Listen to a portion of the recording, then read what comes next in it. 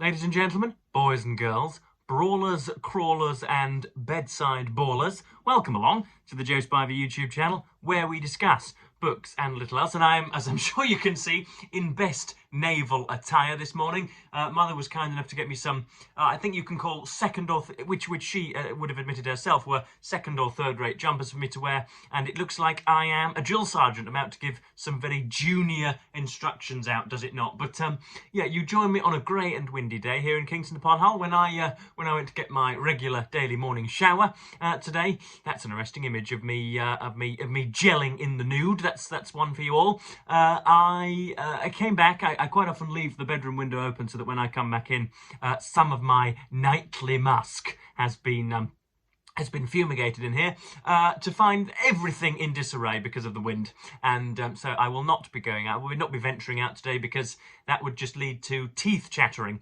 and would be possibly placing my very existence in danger. So yes, I do have a book review for you today, but I do also have 3 or 4 artifacts to share with you folks. Wouldn't that be nice?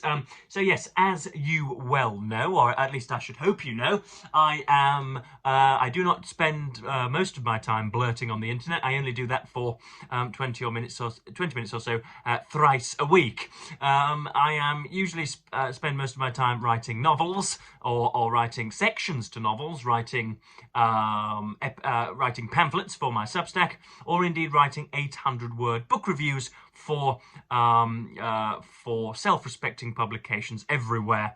And so yes, I quite often send off for some new releases which are due out in the next few months, which I can read in due course and opine and give my thoughts on them, and hopefully those words will appear to public advantage or whatever. So yes, I do have 3 to show you today, for things that have been sharking through my letterbox recently. First of all, we have The Elopement by Jill Hornby. Apparently she's Sunday Times bestselling author of Miss Austen and Godmersham Park. So there is the front cover, and there has been recently advertised on the public broadcasting station in this country, the BBC. There's recently been advertised a show called Miss Austen, which looks to be an analysis of an interpretation of Jane Austen's situation with her sisters and the possibility of some siblings acting in bad faith and attempting to stymie her record or something. I'm not entirely sure, but it looks something like a thriller, and apparently that came from the mind of Jill Hornby. So I saw it and saw some of the recommendations and thought, well, I would like to get my lookers on that one. So yes, this is what is it, 500 pages in duration? Yes, maybe a little more, but the type is rather sparse. So this will be the work of 2 or 3 days, I should think. Here is what those of us in the know call a pub sheet, where we have all of the information on here. So this is published by the good folks at Century, and was sent to me by the good folks at Century, and comes out on the 22nd of May 2025. That, of course, is in the UK. Obviously, there is a more aesthetically pleasing cover to be released in this country to the awful blasé nature of America. But yes, you can't help finding Jane would have approved, from says The Observer. So do we have anything of a blurb? The enchanting new novel from the Sunday Times best-selling author of Miss Austen, now a BBC TV series, and Godmersham Park, a Waterstones book of the month. So this is uncorrected proof, not for resale or quotation, but we'll see about that. So yes, this looks pretty good, and yeah, I shall hope to get to it in due course. As I say, we've got a few months before this hits the real shelves, but there is I don't know what to call it. There is a parochial pleasure in having access to a book which is not for the public's palms for at least another few months. There's something nice about that. And then, of course, we have 2 books from Daunt Publishers. First of all, we have a handy catalogue, which I have been chummily leafing through. Can you do something chummily on your own? I'm not sure. But yes, we've got all of the books that Daunt are set to publish this year. So there's a handy 2025 catalogue there with I don't know, a lady strutting about town, you should imagine. Or are they male legs or female legs? I'll leave that for you to ponder. They're certainly wide trousers, aren't they? And then you've got the the rudimentary cityscape in the background. So that's, yeah, Daunt Books catalogue. And then we've got 2 books from that same publisher. We got Dark Like Under by Alice Chadwick. Now this is meant to look rather jaded and rather worn and rather worse for wear. And there, of course, is an uncertain, but I think what should we impishly smug little girl on the front there. And then we've got some praise from Amy Sackville and others, but of course we've got some, I think, what I think are termed French flaps in the industry. So this is it must be said that these are designed beautifully. It's a paperback, but it's sturdy. So it says, Midnight, a man on a solitary path and 2 teenagers walk the weir. A day in an English school in the 1980s unfolds in the aftermath of the death of a beloved teacher, Mr. Ardennes. But while students and teachers grapple with this sudden loss, normal life as it must continues. Lessons, flirtations, arguments. The clock ticks on. So there's a teasing little entrance into the world, and again there's the sparse text on the middle. So it's what, 500 pages again? Yeah. So that's the work of 3 or 4 days, and is due out. When is this due out? Da-ba-da-da. Does it tell me? It doesn't tell me. Okay, this is due out soon, I think. March or April, if I recall, or maybe even late February. Who knows? So I'll hopefully be writing about that for Open Letters Review. And yes, the final book, which was the key reason. This was the key reason I went to Daunt Books, the key inspiration. It's a collection of essays called Freewheeling, Essays on Cycling. Now, I appreciate that there have been a few new entrants sort of humming through the turnstiles over the last few weeks and months into my channel, and so you may not know that I was once an aspiring professional cyclist who would not have demurred at the prospect of a 100-mile bicycle ride, and I was trying very much, not myself to win the Tour de France, but to have earned £100,000 per annum in helping somebody else win the Tour de France, and also earning myself a tax-exempt apartment in Girona. Wouldn't that have been nice? But yes, so I have an interest in cycling, but not really this side of cycling. The quintessentially Dutch version of cycling, where you're on a sort of sit-up-and-beg bike, just ambling through town, trying to go from the bakers to the florists and then back to your loyally privations at home. I don't have an awful lot of sympathy, because I never really did. I never really cycled for the sheer pleasure of it. It was, pleasure was always a nice concomitant at the end of a hard session. Very, very seldom did I go out wanting just to sort of reignite my love with the sport, which is probably why I untethered myself from it 3 or 4 years ago, 4 or 5 years ago now. But yeah, we've got some essays from Imogen Binney, Jeannie Byrne, Anafik Ekpadoum, Yara Rodriguez Fowl. I'm sorry if I'm butchering these names, but you have the impertinence not to have your names anglicised. So there we are. Mina Holland, Annie Law, John McGregor, Moya Lothian McLean. These people cannot really exist. These have to be, this is the work of an AI technician, isn't it? Ashley Young, David O'Doherty, Ginny Reddy. So these are out on the 10th of April 2025. So it'd be nice to hear what people do when they're on their bicycles and they're not panting for breath. That would be nice to hear. So yes, I shall get into some of these. Determined not to hate them, and yes, looking for very many writerly cliches as I go. But yeah, that just about does it for the books that we are introducing today. But for the meat of the video, we are today looking at George Eliot. When were we? 18... Drum roll, please. Eat your popcorn whilst I figure it out. 1866 novel, Felix Holt, The Radical. Now, this ostensibly sounds absolutely magnificent. A radical politician at a time of the English Reform Bill of 1832, which was, of course, a key inspiration for Middlemarch, and obviously the complications therein. And that sounds really, really good, doesn't it? You think, my goodness, what can such a temptress and empress that we saw in Middlemarch, what will she do with these new conditions? This sounds excellent, but unfortunately this is something that I think a cliche merchant would call a damp squib. I really have not enjoyed this for some reason, or at least it fails to reach the heights of Middlemarch and of the former sections of Daniel Deronda and of Silas Marner and of most of Romola. Again, for those of you new to the channel, George Eliot is probably my favourite Victorian, alongside Trollope, for very different reasons. And if by a strange concatenation of circumstances I was somehow beached on a Peruvian island one afternoon, and I had only one book, those strange scenarios that radio producers sometimes ask, whereby you only have one book for the next 4 or 5 months until the RNLI can actually wheel their way round to you, it would probably be George Eliot's Middlemarch. She is fathomless or unfathomable in her excellence most of the time. But unfortunately, this doesn't quite do it. So let me give you something of a plot outline without spoiling anything, and then we can get into some criticisms and indeed some deftly selected quotations. So this came between Romola and Middlemarch. So this is written when George Eliot was in her peak, when she really was when she really was at her tastiest, and yet it strikes a very different note entirely. So we are in the enclave, the village of Treby Major, I believe it's called, Treby Major, which of course sounds like a muscle region in one's, around one's scapula, but there we are.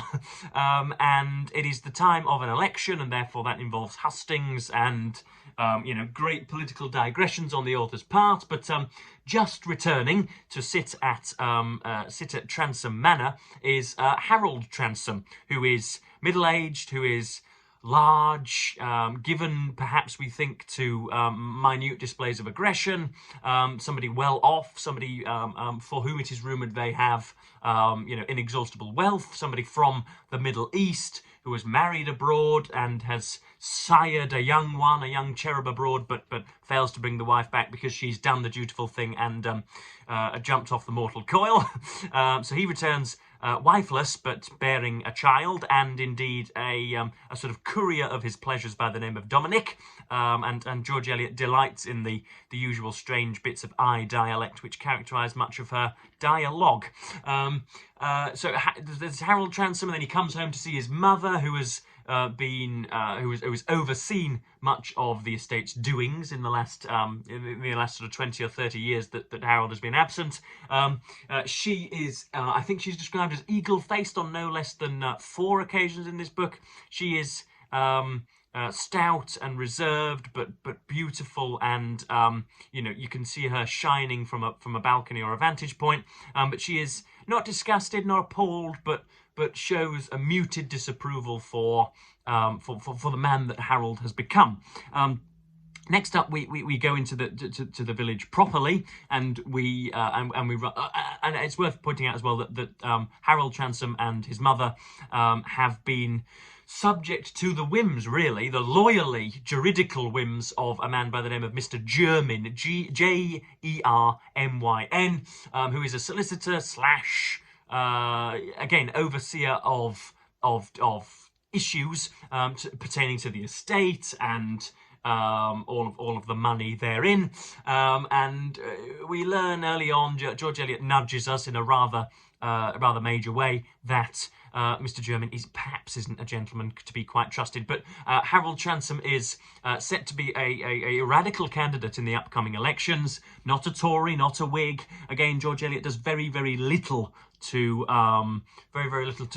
convey the different political implications of that trifecta, that warring trifecta in Treby. Of course, she therefore indicating to us maybe that she wasn't looking to posterity when she was writing this, and that maybe she just viewed the words Tory and the words Whig and the word radical as self-evident, because judging by the testimony of most radical politicians in here, nearly everybody in the 21st century could retroactively be classed as a radical politician. But that's those three, and then we go into the village properly, and we run into a man by the name of Mr. Lyon, who is I believe a reverend. I'm going to struggle with the the church-like Episcopalian nomenclature, unfortunately. But he's a man of God. He's a priest who preaches to the morally redundant or those seeking enlightenment from the celestial beyond or whatever. He's a nice man. He rather reminds me in Eliot's description. She brings to mind the proprietor of the cycle shop for which I worked for very many years. A sort of a small man, but somebody quite active, somebody who engages with the community and is a scrimper and a saver and is, as I say, very thin, very frail, but somebody, a do-gooder, a frightful do-gooder. And he has a daughter, or at least a titular daughter, if I'm not going to spoil many things, by the name of Esther. And the first time that the title character Felix Holt runs into these two, he is absolutely astonished that such a graceful and characteristically bewitching individual such as Esther could possibly have sprung from the area, from the boardroom of Mr. Lyon. And so that's those two. And then you have Felix Holt the Radical, and he is not running for office. He has just come back from Glasgow, I believe, and comes from what we must describe as dishonourable stock, because his father was a, what should we call him? I think he would normally be referred to as a doctor, but he was a flogger of, what should we say, perfunctory medicine. Is that the right word that I'm using? Dysfunctional medicine. Just random ointments and bits from test tubes, which he would force down customers' throats, which would not do their constitutions any good, but would line his pockets. And then you have a Mrs. Holt, who is stereotypically cattish and cat-like and scratches Felix whenever she can and, wills him out of her house with her broom. But Felix excites a great deal of self-consciousness in everybody whom he meets. He has a very, very seeing eye and can apprehend a person's innermost character within 90 seconds of meeting them, and that is shown most often in the presence of Esther, who feels for the first time, as I say, that somebody is almost sort of totting up the positives and negatives within her in real time. And the major crux of the novel resides in Transome Court and rumours, perhaps, that develop slowly on, that there is another heir to the house, that Jermyn has been managing the estate and trousering lots of the money and has mismanaged the estate, and has also, as a bargaining plea, has hidden away one of the true claimants to the court, to the house, and should the real heir come to put his or her hand up, they should have right to ownership. And then, of course, you've got electioneering and bits and bobs of malpractice pertaining to the ballot boxes and the polling booths and the election month. And Eliot does it nicely, I suppose, but most often throughout here we have what I think I described in my 5,000 word essay on Middlemarch as sort of splenetic overreach. She usually is a very, very fine instructress and teacher, and somebody whose knowledge you want to soak up all the time, and yet occasionally that teacher can go mad and can focus on things which are not topical and are not altogether relevant to the story, and she can wander off in strange circumlocucious directions and can lose even the most generous of readers. And unfortunately this doesn't quite do it, and it brings to mind, doesn't it, how our favourite authors and people who are I think imperfectible in certain aspects. Middlemarch is as close to a perfect novel as can be conceived, and yet just a few years prior she was dishing out this tripe, and there we are. That's Felix Holt the Radical. Hopefully we can get through some of the examples that I want to give to you. This is the prototypical example of the canonical classic for people who do not read, who view everything that doesn't come from Kim Kardashian's factory or isn't a weekly instalment on Netflix to be dull. This is what they think of when we say that we read classical texts from 200 years ago. This is exactly what they mean. Slightly milquetoast, slightly dull, but kind of effortfully complex as well. That was pretty good for extemporaneous description, wasn't it? Effortfully complex. But yeah, this is the first description of the Reverend Mr. Lyon, who will come to play a particularly pivotal role later on. At the first glance, everyone thought him a very odd-looking, rusty old man. The free school boys often hooted after him and called him Revelations, and to many respectable church people, old Lyon's little legs and large head seemed to make dissent additionally preposterous. But he was too short-sighted to notice those who tittered at him, too absent from the world of small facts and petty impulses in which titterers live. With Satan to argue against on matters of vital experience as well as of church government, with great texts to meditate on, which seemed to get deeper as he tried to fathom them, it had never occurred to him to reflect what sort of image his small person made on the retina of a light-minded beholder. Again, make of that section what you will. Next up, we have one of the few comical sections of the book. One thing that is underrated in Middlemarch is its comedy, with Mrs. Cadwallader and the pathetic Loic Cicero Casaubon.